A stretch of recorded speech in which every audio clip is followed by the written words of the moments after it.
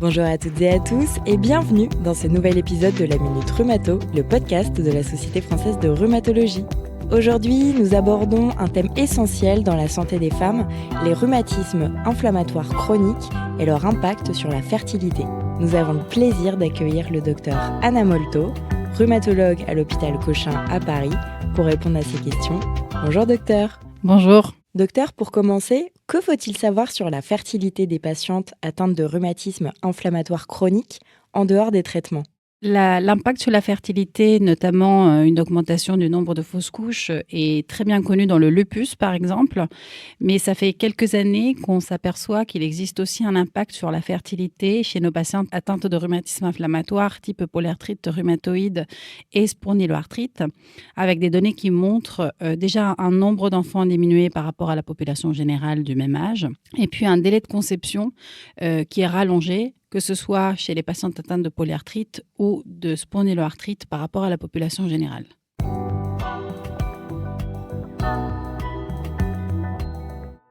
La gestion des traitements est une étape clé pour ces patientes.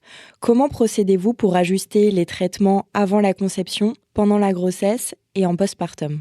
Alors, ce qui est très intéressant, c'est que ce délai rallongé, quand on est allé, les investigateurs sont allés regarder qu'est-ce qui impactait ce délai de conception plus long chez nos patientes. Ce qui a été retrouvé, c'était que l'activité de la maladie augmentée avait un impact direct sur un délai de conception plus long.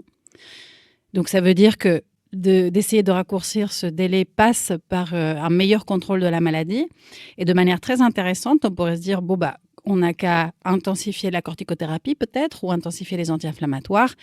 Et c'est absolument pas ça qu'il faut faire parce que la consommation de corticoïdes à des doses supérieures à 7,5 et la consommation d'anti-inflammatoires ont été directement associées à un délai de conception plus long, à la fois chez les patientes atteintes de polyarthrite et les patientes atteintes de spondyloarthrite.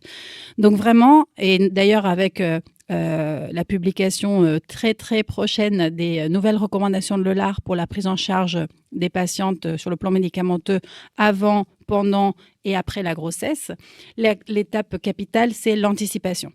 Il faut une consultation préconceptionnelle chez toutes les patientes qui ont un désir de grossesse et j'aurais même envie de dire chez toutes patiente qui a un diagnostic de polyarthrite ou de spondylarthrite pour déjà que la patiente comprenne que la gestion des traitements en préconceptionnel et pendant la grossesse, c'est le travail du rhumatologue et il faut qu'on trouve un plan thérapeutique qui permette de contrôler la maladie, c'est vraiment ça le primordial, et de trouver un contrôle de la maladie avec des traitements qu'on puisse utiliser bien sûr en préconceptionnel, mais aussi si besoin pendant la grossesse. Donc l'étape clé, c'est la planification et l'utilisation de traitements de fond intensifs. Il y a eu une communication à l'ACR, en plénière d'ailleurs, qui a montré qu'en comparant une cohorte de patientes avec un désir de grossesse au début des années 2000, donc avec un recours très faible aux anti-TNF, avait un délai de conception 2 fois plus important que la même cohorte, de même caractéristiques, mais de patientes avec une approche treat to target, donc vraiment des patientes traitées en essayant de viser la rémission. Elles avaient un délai de conception divisé par 2. Donc vraiment, l'impact sur la fertilité probablement passe par un contrôle parfait de la maladie, enfin parfait dans la mesure de ce qui est possible, bien sûr, mais le message étant, il ne faut pas déroger à la rémission parce qu'il y a un projet de grossesse. Au contraire, la grossesse va de mieux se passer si la patiente elle arrive à être en rémission.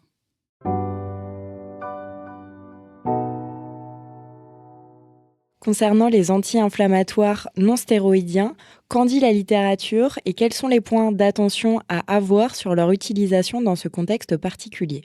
Alors, comme je disais, les anti-inflammatoires ont été associés à un délai rallongé de conception parce qu'en fait, ils ont, du fait de leur inhibition des prostaglandines, un effet inhibitoire pour la rupture folliculaire. C'est-à-dire que pour qu'une femme ovule correctement, il y a un pic de l'hormone LH qui déclenche la rupture folliculaire et du fait de leur action antiprostaglandine, cette rupture n'a pas lieu. Et donc, ça empêche l'ovulation. Il y a eu quelques études qui suggéraient aussi que ça peut empêcher l'anidation. Donc, vraiment, c'est des médicaments il faut vraiment essayer d'éviter s'il y a un désir de conception. Et comme je disais tout à l'heure, il faut trouver une alternative avec des traitements compatibles avec la grossesse, notamment les anti-TNF-alpha, quand c'est des patientes atteintes de spondylarthrite axiale ou même de rhumatisme psoriasique ou de polyarthrite rhumatoïde. Vraiment essayer de limiter les anti-inflammatoires parce que, de toute façon, les anti-inflammatoires, déjà, ils empêchent la conception. Enfin, c'est pas un moyen contraceptif, je tiens à le préciser, mais ça ne va pas favoriser un projet de conception. Et de toute façon, c'est un traitement qu'on ne pourra pas continuer toute la grossesse. Donc, comme je pense qu'il faut anticiper un traitement qu'on pourra continuer si besoin pendant la grossesse, à mon sens, ça n'a pas trop de sens de se focaliser sur un traitement qui va empêcher la conception et qu'en plus, après, on ne pourra pas continuer. Il vaut mieux partir sur un traitement qu'on pourra, si besoin, maintenir pour, là encore, s'assurer du parfait contrôle de l'activité de la maladie qui, pour moi, est la clé de voûte pour que la grossesse se passe au mieux.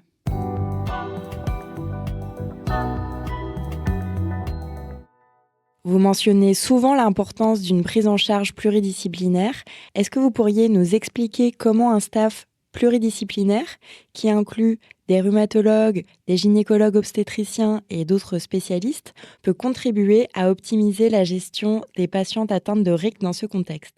Ce qui a été rapporté dans la littérature chez nos patientes atteintes de rhumatisme inflammatoire, c'est aussi un taux de césarienne programmée plus important que dans la population générale.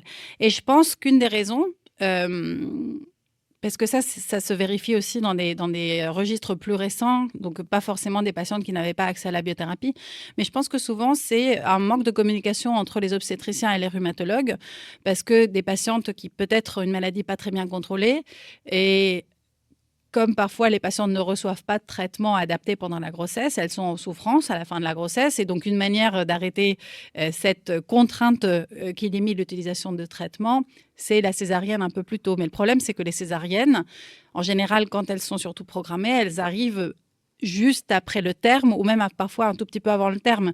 Ce qui veut dire que la sanction derrière, c'est d'avoir des bébés qui ne sont pas nés à terme. Et donc, c'est quelque chose qu'il faut essayer d'éviter.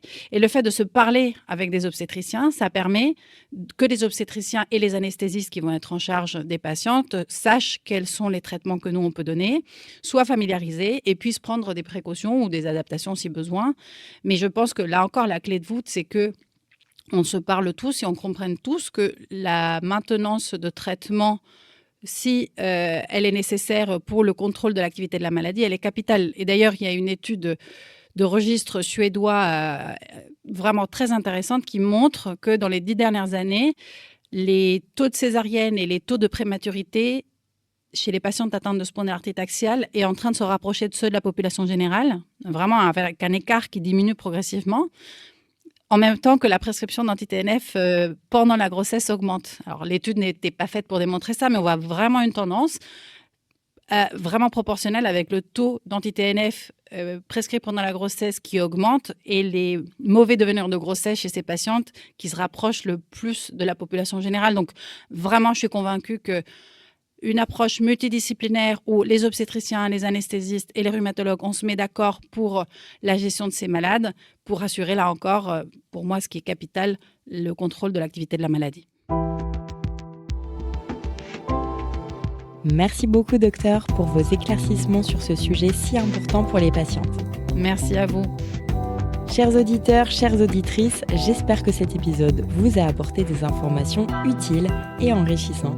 N'oubliez pas de vous abonner à la Minute Rhumato sur vos plateformes d'écoute préférées et de nous retrouver pour un prochain épisode. À très bientôt.